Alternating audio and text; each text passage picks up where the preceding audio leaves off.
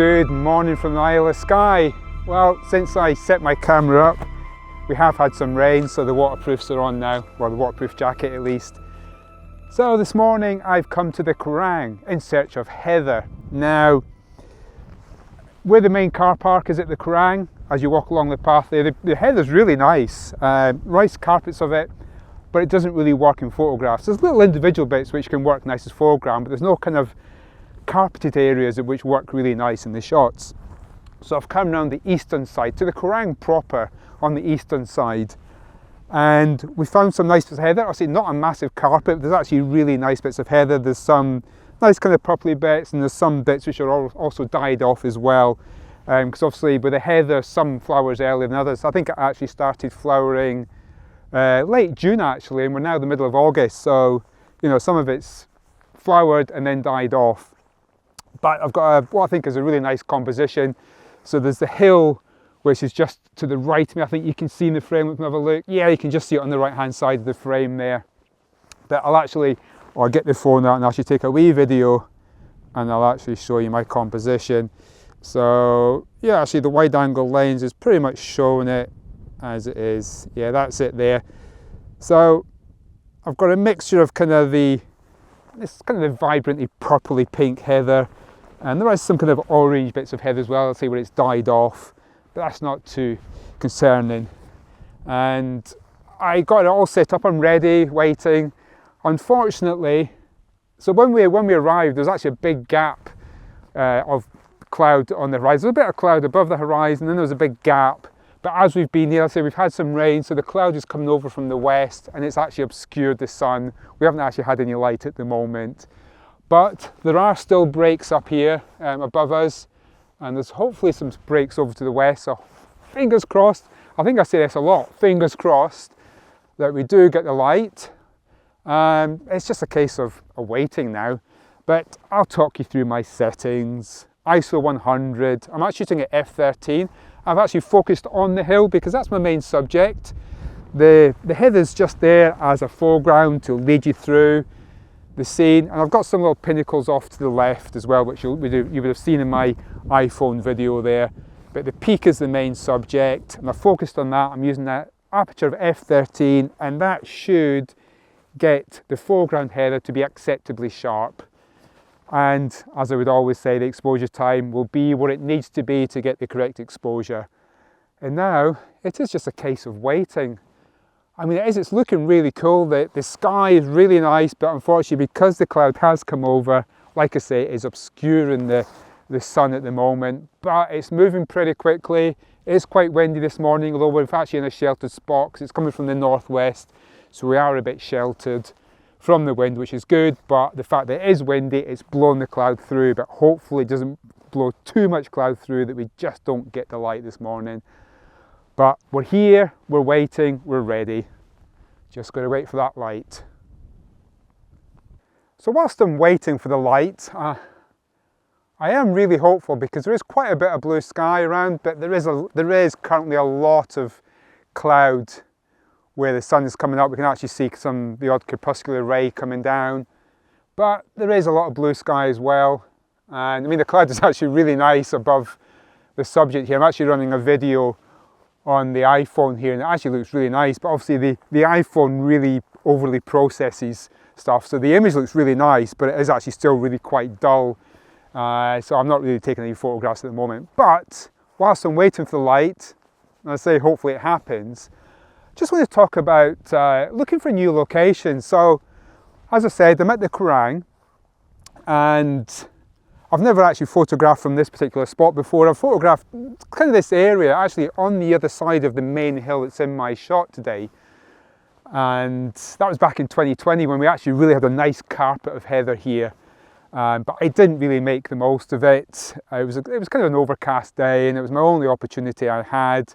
I didn't make the most of it. So this is why we've come here this morning, particularly in search of the heather, and just looking for new locations as well. I mean, you know, the Quiraing it's a reasonably sized area, but most people really concentrate to what I call the southern side, so the side where the car park is, and that actually isn't really the Quiraing properly. This is the Quiraing properly around here. And there's just so much stuff to find if you're willing to explore. And actually, this is my 9th year on Skye, and I'm ashamed to say I haven't really explored it greatly. I was going to say that much. I have explored it a bit, but not greatly. I've got some spots kind of behind where I'm shooting where I have found compositions, but they only work at certain times of the year, and I want certain things to come together, so I haven't really kind of gone back. I've gone back maybe once or twice in one particular spot to shoot there, but I didn't get the conditions. So yeah, I mean, I say it's not a massive area, and just, you know, it's really worth exploring. I've been finding over the last, I guess, year now, I've found maybe 4 or 5 new spots to shoot from, but some of them only work in the winter because of where the sun's rising, so the direction of light, so I'll come back to them. And yeah, just, I mean, I've said it maybe 2 or 3 times already, just really explore the area. You know, it could be wherever you live, you know, local to you, a location that you may shoot from regularly. If you can, you know, if it's a big enough area, just really explore it. Don't go to those same spots time and time again, you know, because your shots will just become the same. Yes, you'll get different conditions, different light, but you probably just end up doing the same composition. You know, I'm guilty of that. There's spots, don't get me wrong, there's spots on the main side that everyone shoots from that I go to time and time again, especially with my customers, because I know they work, and you know, it suits all abilities as well. So that's kind of the thing with my customers. You know, some are older, some are younger, so I can't always take people to the further afield locations.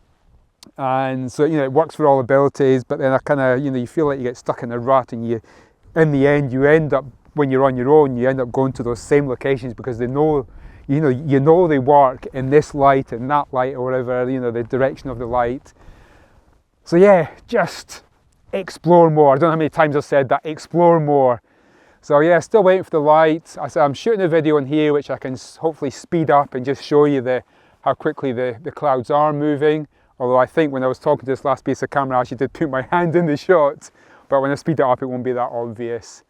And also, what I did actually see before I started talking to camera again was a red deer stag. And I've never seen deer at the Quiraing. I never actually knew there was deer at the Quiraing. It just went kind of running down below as it stopped for a while, kind of looked at us, and then ran off again. So yeah, that's a new one for me, deer here. I've seen eagles here, but never seen deer here before. So yeah, that's an extra bonus this morning. I don't know how many there will be around here, but it's worth maybe kind of exploring a bit more, even just to maybe photograph the deer. So yeah, I can see a big bright patch in the sky now. Maybe the sun's getting closer to that. Maybe get some light soon. So yeah, as always, fingers crossed. Right, well, patience has paid off. We do have the light now. So it's action stations, but we have got rain as well. Might end up getting a rainbow over there. But I'm going to keep wiping my lens. So just setting my exposure. It's the same as before, f13, ISO 100, I think I'm 1/50th of a second.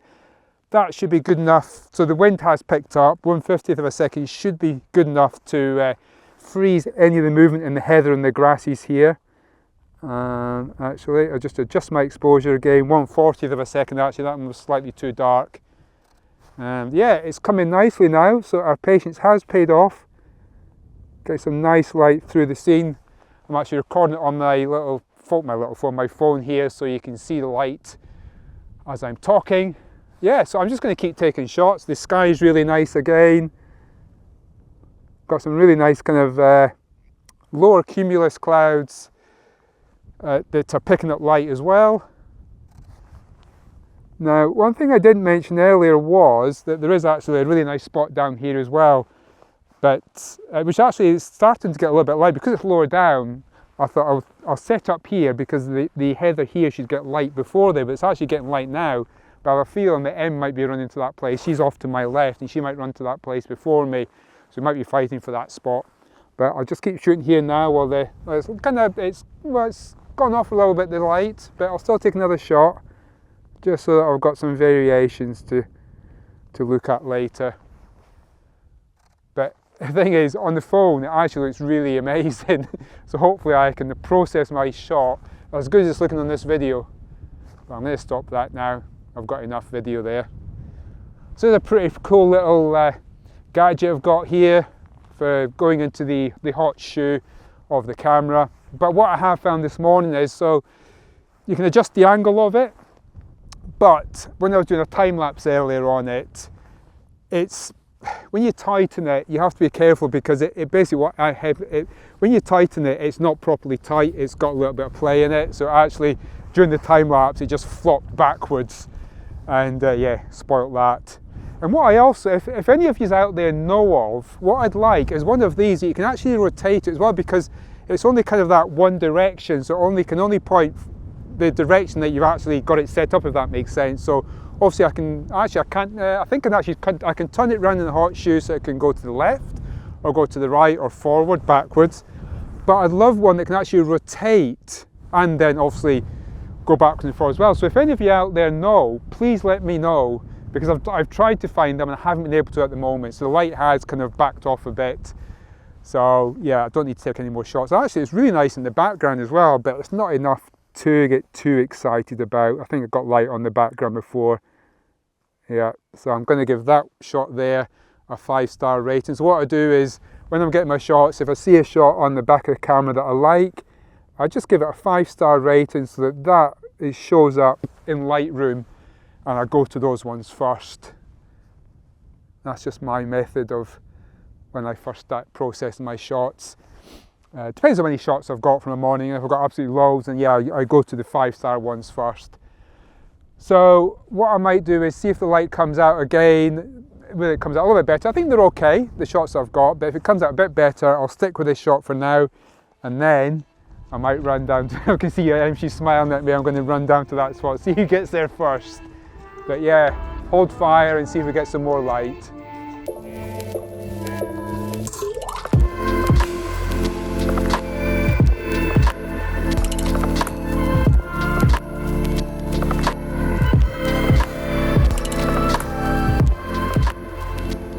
Well, the light is out again, but the main issue we have had at the moment is, or we are having at the moment is, there is a lot of kind of blue sky kind of towards the middle and the right hand side of the composition, but there is cloud coming in, so it's moving quite fast. I'm actually recording a lot of video on the phone here, and I can see it's coming in, and also in the back of the camera it's creeping in, so but just got that kind of awkward gap of blue sky in the middle of the frame. But I think the light might be out for a wee bit. It has been changing, it's kind of been coming and going a little bit. So yeah, but you'll probably notice through here, someone has stolen the other composition. So I'll stick with this one. I like this one, I'll stick with it for the meantime. But I will leave this video here. And I think the takeaway from this video today is about exploring your area, or, you know, more kind of the area that you know. Just exploring it more like I've done, as I mentioned before, I've been doing recently. And it comes out rain again actually, I can just feel some spots of rain, so just make sure my lens is clear of water. But yeah, well, one thing I haven't said is thank you so much for the response for the last 1 to 2 videos, the one where I camped overnight at Storr and got the noctilucent clouds. Very much appreciated. Hopefully you liked this video, and if you did, please give it a thumbs up. And also, as always, any comments are always appreciated. And also, if you haven't subscribed to my channel, please consider subscribing and hit that bell notification to be notified when another video is uploaded. And until that one, bye bye.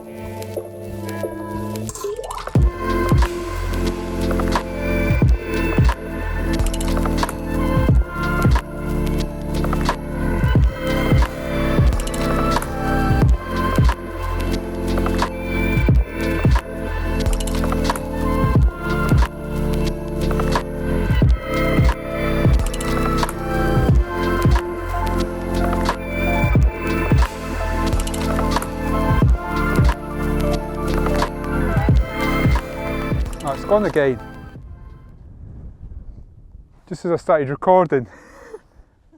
I didn't even get the shot.